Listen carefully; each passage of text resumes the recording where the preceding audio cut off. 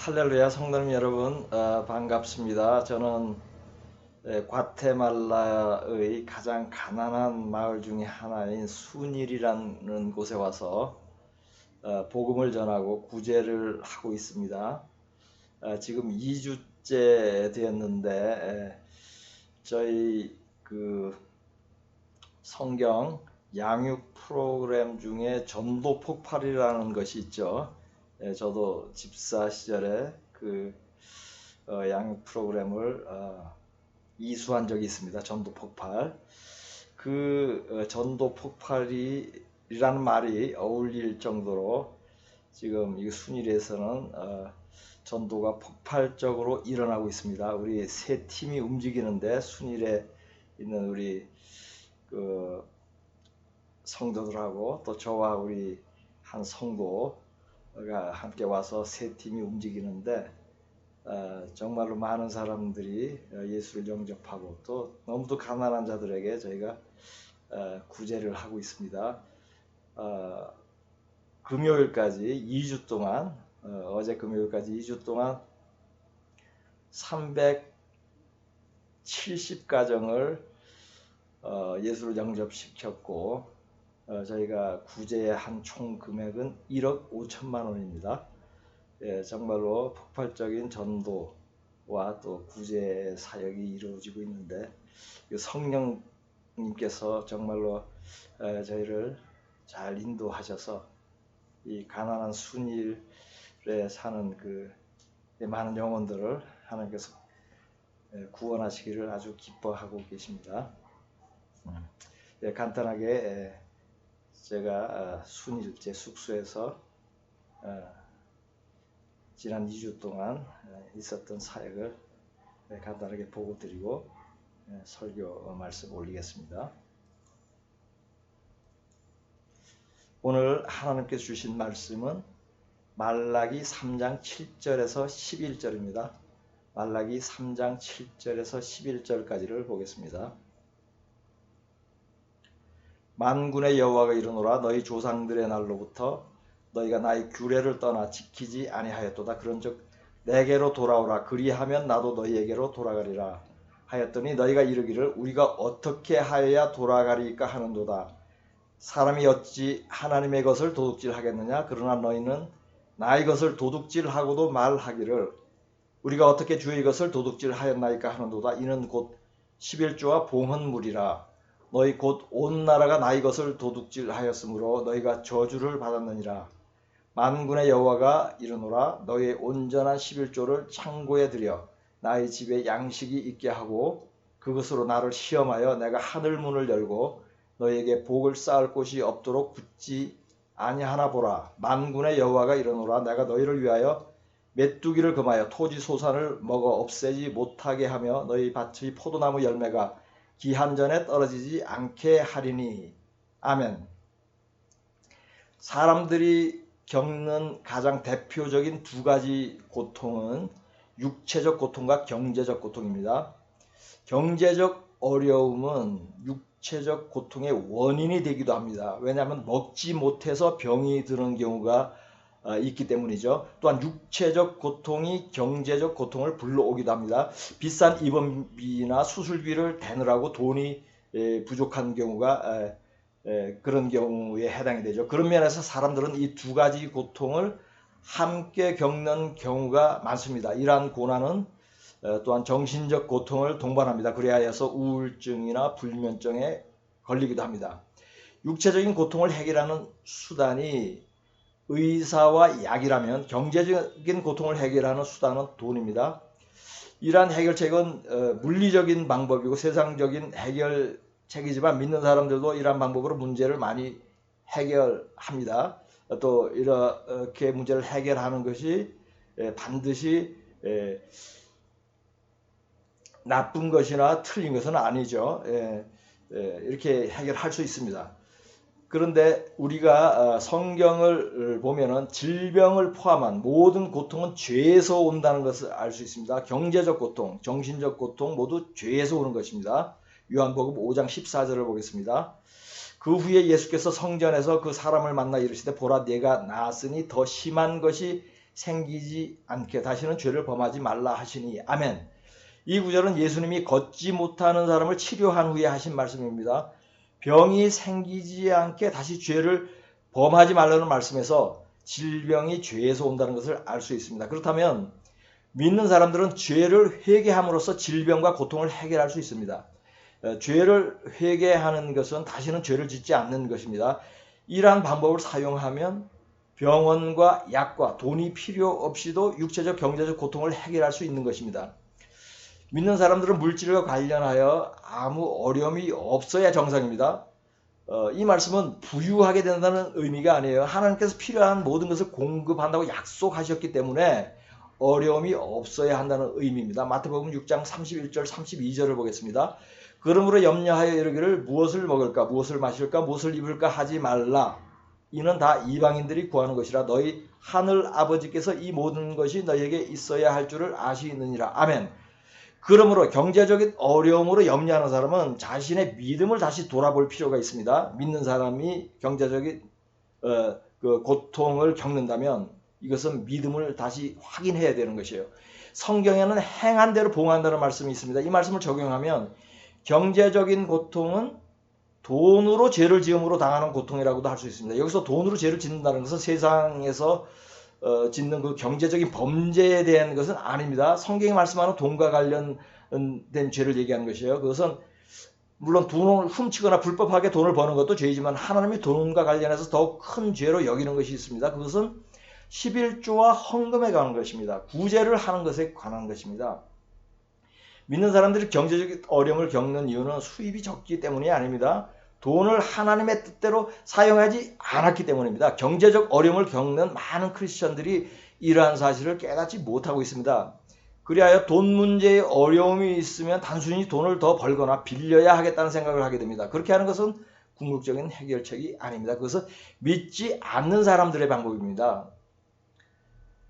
바울은 풍부함에 처할 줄도 알고 빈궁에 처할 줄도 아는 모든 비결을 터득했다고 했는데 여러분도 그 비결을 알아야 합니다. 빌립보서 4장 12절을 보겠습니다. 나는 비천에 처할 줄도 알고 풍부에 처할 줄도 알아 모든 일 곧 배부름과 배고픔과 풍부와 궁핍에도 처할 줄 아는 일체의 비결을 배웠노라. 아멘. 하나님께서 때를 따라서 또는 각 사람마다 물질을 주시는 양이 다릅니다. 많이 주면 조금 더 누릴 수 있지만 적게 주어도 족한 줄 알아야 합니다. 그럼에도 불구하고 굶거나 헐벗게 하지는 않습니다. 이러한 믿음 위에서 물질을 하나님의 뜻대로 사용하면 부족함도 없고 경제적인 고통이 없습니다. 그러나 같은 양의 물질이 주어져도 믿음의 크기에 따라서 어떤 사람은 부족하다고 느끼고 어떤 사람은 풍족하게 느낍니다. 이처럼 물질에 대한 태도와 만족은 믿음과 관계가 있는 것입니다. 성경은 먹고 입는 것으로 족하고 남는 것은 가난한 자에게 주라고 말씀합니다. 이 말씀에 순종하는 사람에게는 부족함이 없습니다. 부족한 듯 하여도 스스로 만족합니다. 또한 이러한 믿음 위에 있는 사람은 11조와 헌물도 성경의 가르침대로 온전하게 합니다. 먹고 입는 것으로 만족하는 믿음과 11조와 헌물을 온전하게 바치는 믿음은 함께 움직입니다. 이 두 가지 믿음이 경제적 결핍과 그에 따른 고통을 없애는 완벽한 처방전입니다. 돈과 관련하여 성경이 가르치는 것은 매우 단순합니다. 순서도 분명합니다. 첫째, 11조와 헌물을 하나님께 온전히 드린다. 둘째, 자신이 먹고 입는 데 사용한다. 셋째, 남는 것은 가난한 자에게 준다. 여기서 순서를 주목해야 하는 이유는 자신이 먹고 입는 것이 부족하여 11조와 헌물을 온전히 드리지 않는 사람들이 있기 때문입니다. 11조와 헌물은 수입이 아무리 적어도 반드시 해야 하고 수입이 아무리 많아도 온전히 10분의 1을 드려야 합니다. 하나님께 먼저 드리고 그 다음은 자신의 생활비로 사용하는 것입니다. 가난한 자에게는 자신이 쓰고 남는 것을 주면 됩니다. 자신은 굶으면서 가난한 자를 도울 필요는 없습니다. 단 자신의 삶은 검소하고 소박하게 절제하며 살아야 하는 것입니다. 이것만 잘하면 여러분은 돈의 매임에서 해방됩니다. 오랫동안 경제적 결핍으로 시달려온 크리스천들이 너무 많습니다. 하나님이 주신 귀한 물질을 말씀대로 사용하지 않았기 때문입니다. 자신의 소견에 오른 대로 사용하였기 때문입니다. 하나님께서는 물질로 시험을 합니다. 돈을 부족하게 하여 누구를 의지하는지 테스트합니다. 하나님이 가장 즐겨하는 테스트 중에 하나예요. 이 테스트를 통과해야 합니다. 이러한 시험을 당할 때 경제적인 어려움을 겪는 것 같지만 이 시험을 통해 하나님만 의지하고 사람을 의지하지 않는 것을 보여주어야 합니다. 시험에 합격하면 하나님께서 때를 따라 형통하게 공급하시는 것을 경험하기 시작하는 것입니다. 제가 성령 받고 주의 종으로 콜링을 받았을 때 하나님을 가장 먼저 시험한 것이 물질에 관한 것이었어요. 거처를 구할 월세 보증금이 부족해서 미국에 있을 때였어요. 한동안 차에서 지낸 적이 있습니다. 미국에서 월세 보증금은 아주 적어요. 한국보다. 한 달 반치의 그 월세밖에 안 돼요. 근데 그 돈이 없었어요. 부족했어요. 지인에게 쉽게 빌릴 수 있는 금액이었어요. 그렇지만 그렇게 하지 않았습니다. 하나님의 시험인 줄 깨달았기 때문에요. 그래서 하나님만 바라봤습니다. 그러다 보니 차 안에서 지낸 기간이 1년이 되었어요. 교회 바닥에서 슬리핑백 깔고 잠을 잔 기간이 1년이나 되었어요. 저는 그렇게 물질의 시험을 통과했습니다. 그 후로 저는 부족함이 전혀 없었습니다. 선교를 다닐 때도 모든 경비를 공급받았습니다. 그때 제 재산은 여행 가방 하나와 백팩 하나가 전부였어요. 누가복음 22장 35절 말씀이 저에게 응한 것입니다. 그들에게 이르시되 내가 너희를 전대와 배낭과 신발도 없이 보냈을 때 부족한 것이 있더냐 이르되 없었나이다. 아멘. 제가 선교를 다닐 때 저를 후원하는 어떤 개인도 단체도 없었어요. 그렇지만 끊임없이 물질을 공급받았습니다. 그것은 마치 이스라엘 백성이 광야에서 만나와 메추리를 공급받는 것과 같았습니다. 그것은 기적이었어요. 이러한 기적은 지금도 진행 중입니다. 성도수가 10명밖에 안 되는 작은 가정교회에서 이스라엘 전쟁의 난민들에게 1,000만 원 넘는 구제를 하였습니다. 과테말라의 가난한 자들에게 2달 만에 3,400만 원을 구제하였고 그 후에는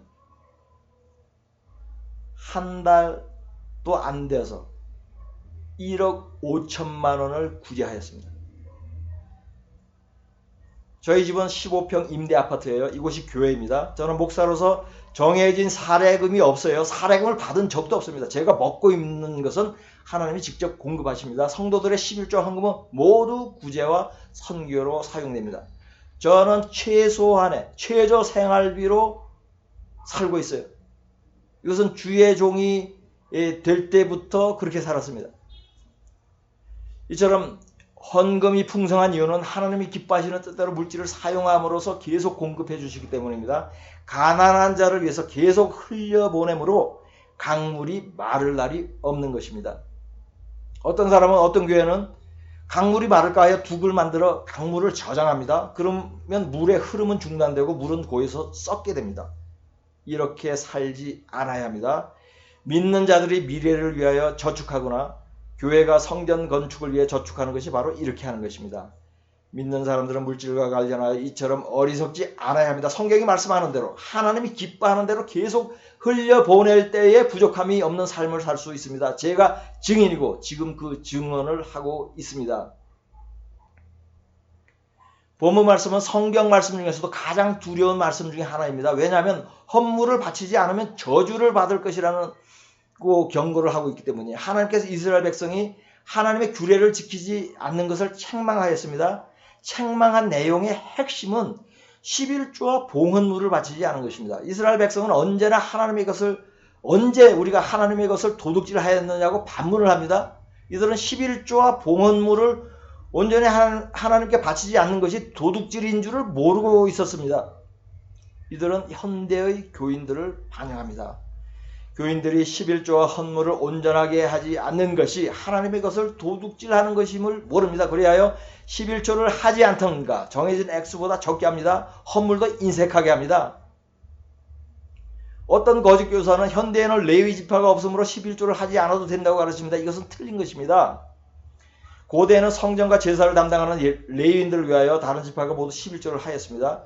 지금은 교회가 있습니다. 교회 안에서 하나님의 말씀을 맡은 사람과 봉사를 하는 사람들이 있습니다. 그 중에는 사례금을 받아야 하는 직무도 있습니다. 그들에게 지급해야 할 물질은 11조에서 충당할 수 있는 것입니다. 어찌되었든 수입의 10분의 1을 11조로 바치는 것은 하나님의 법입니다. 그러므로 11조를 온전하게 바치지 않을 때에 죄가 되는 것이고 벌을 받는다고 말씀하는 것입니다. 예수님도 11조를 하라고 가르쳤습니다. 누가복음 11장 42절을 보겠습니다.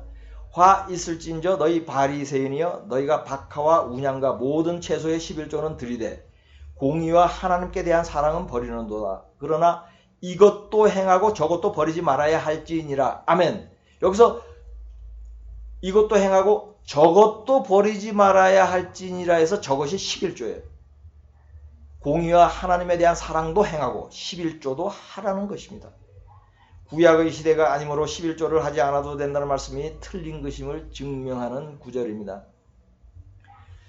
본문 말씀은 11조와 봉헌물을 온전히 드리면 복을 받고 드리지 않으면 저주를 받는다고 말씀합니다. 그 복은 먹을 식량이 끊어지지 않는 복입니다.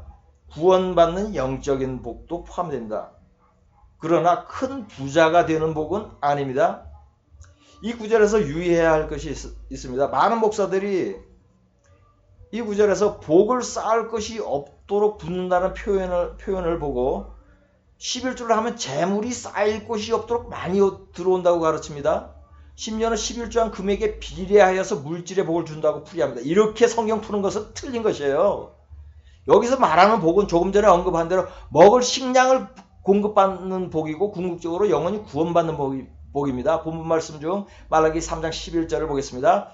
만군의 여호와가 이르노라 내가 너희를 위하여 메뚜기를 금하여 너희 토지 소산을 먹어 없애지 못하게 하며 너희 밭의 포도나무 열매가 기한 전에 떨어지지 않게 하리니. 아멘.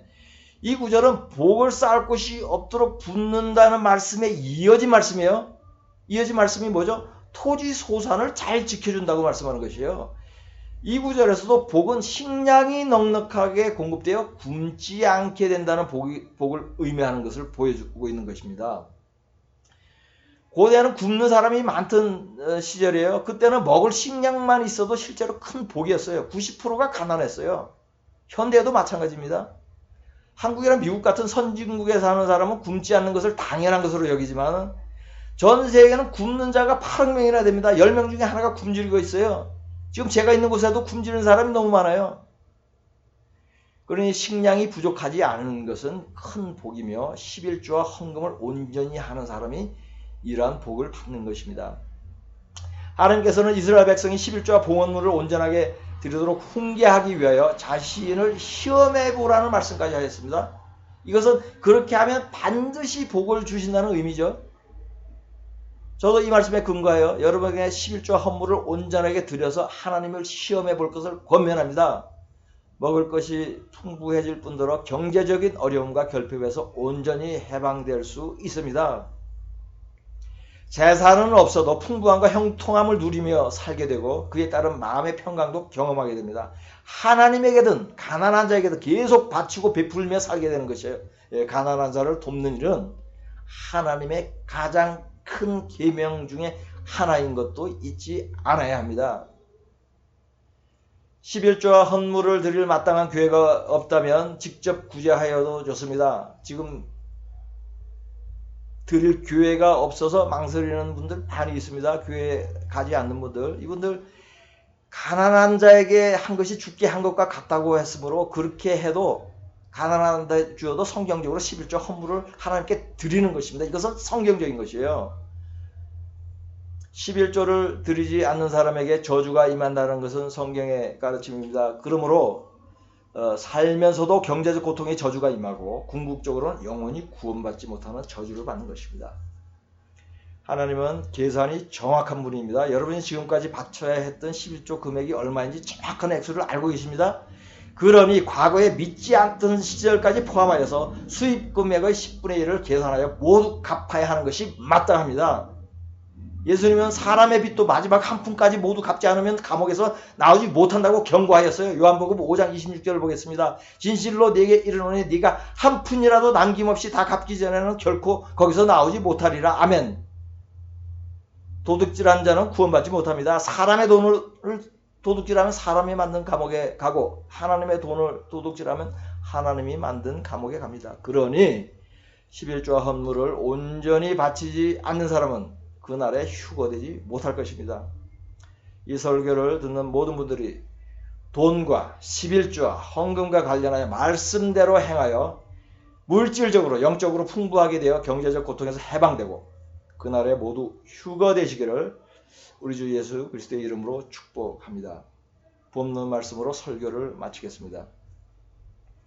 만군의 여호와가 이르노라 너희 조상들의 날로부터 너희가 나의 규례를 떠나 지키지 아니하였도다. 그런즉 내게로 돌아오라. 그리하면 나도 너희에게로 돌아가리라 하였더니 너희가 이르기를 우리가 어떻게 하여야 돌아가리까 하는도다. 사람이 어찌 하나님의 것을 도둑질하겠느냐. 그러나 너희는 나의 것을 도둑질하고도 말하기를 우리가 어떻게 주의 것을 도둑질하였나이까 하는도다. 이는 곧 11조와 봉헌물이라. 너희 곧 온 나라가 나의 것을 도둑질하였으므로 너희가 저주를 받았느니라. 만군의 여호와가 이르노라 너희 온전한 11조를 창고에 들여 나의 집에 양식이 있게 하고 그것으로 나를 시험하여 내가 하늘 문을 열고 너에게 복을 쌓을 곳이 없도록 붙지 아니하나 보라.